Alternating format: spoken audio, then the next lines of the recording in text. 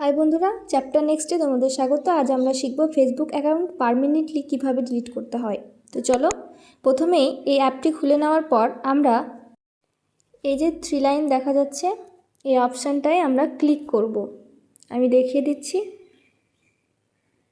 কোণার দিকে দেখতে পাচ্ছেন এই অপশানটায় ক্লিক করব একবার।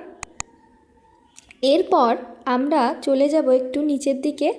এখানে আপনারা দেখতে পাবেন সেটিংস অ্যান্ড প্রাইভেসি বলে একটি অপশান রয়েছে, এটাতে একবার ক্লিক করুন। এরপর সেটিংস বলে যে অপশানটি সেকেন্ডে রয়েছে সেখানে একবার ক্লিক করুন।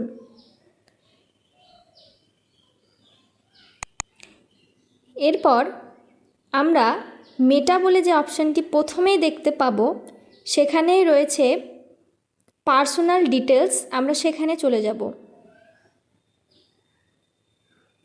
প্রথমে রয়েছে পার্সোনাল ডিটেলস, ওখানে একবার ক্লিক করতে হবে। এরপর পার্সোনাল ডিটেলসে গিয়ে এই যে অ্যাকাউন্ট ওনারশিপ অ্যান্ড কন্ট্রোল এখানে যেতে হবে। এরপর এই অপশানটি যে দ্বিতীয় অপশানটি আপনারা দেখতে পাচ্ছেন এখানে, এটাতে ক্লিক করতে হবে। এরপর আমাদের আবার সেকেন্ড অপশানটা চুজ করতে হবে পার্মানেন্টলি ডিলিট করার জন্য। এরপর কন্টিনিউ। এরপর যে কোনো একটা রিজন আপনাদের চুজ করতে হবে, যে কোনো। এরপর কন্টিনিউয়ে গিয়ে আমাদের নিচের দিকে একটু আসতে হবে।